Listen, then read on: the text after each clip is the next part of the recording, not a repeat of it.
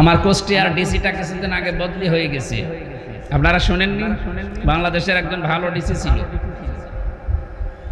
এই দেশটা অপরাধ বন্ধ হয় না, কারণ কিছু মানুষ সৎ সাহস নিয়ে যদি ভালো কাজ করতেও চায় তারে ওই জায়গায় আর রাখতে দেয় না। শয়তানরা ওখান থেকে এমন জায়গায় নিয়ে যায়। সেদিন মন্ত্রণালয়ে গিয়েছিলাম, স্যারের সাথে আমার দেখা হয়নি, ওনারা জনপ্রশাসন মন্ত্রণালয়ে নিয়ে ওএসডি করে রেখে দিয়েছে। যতগুলো মানুষকে সারা বাংলাদেশে আমরা দেখতে পাচ্ছি যারা একটু সৎ সাহস নিয়ে ভালো কাজ করার জন্য দাঁড়িয়ে যায়, পেছন দিক থেকে তাদের মাজা কেটে ফেলে দেয়।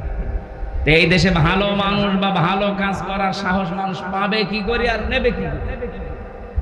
এই জন্যই চাচ্ছিলাম যে 151 জন যদি এবার হতে যে পারতো, ওখানে আমরা সব ওই পরিচিত ওই যে কথাগুলো যে জেনেছিলাম আদম আলাইহিস সালামের মাধ্যমে, ওগুলো সব একটা একটা করে পাশ করতাম। একদিনে সংসদ বসার পরের ভেতরে প্রথম অধিবেশনে 125 দিন 133টা আইন পাশ করেছি, একটাও কোরআনের আইন না।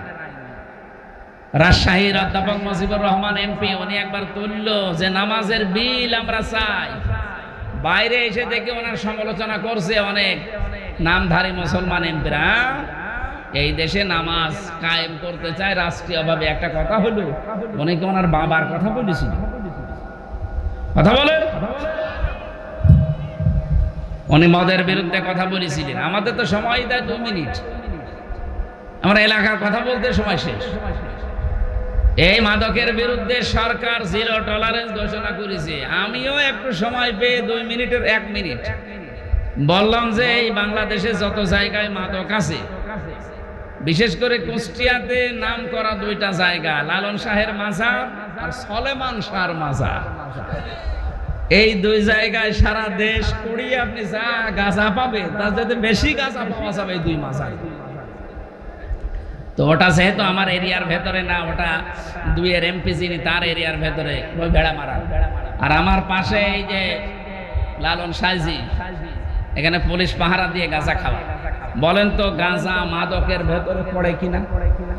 আমি মাননীয় স্পিকারকে মন্ত্রীকে এই প্রশ্নই করেছিলাম যে গাঁজা যদি মুক্ত করতে চান তে লালনের মাজারটা কি এটা কি বাংলাদেশের এরিয়ার বাইরে? এটা যদি বাংলাদেশের এরিয়ার ভেতরে থাকে তাহলে এই জায়গাটা মুক্ত করা দরকার না?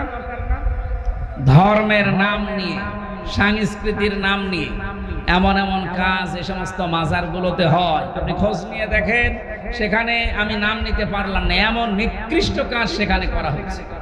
ইসলামের পর্দার তো কোনো বালাই নেই।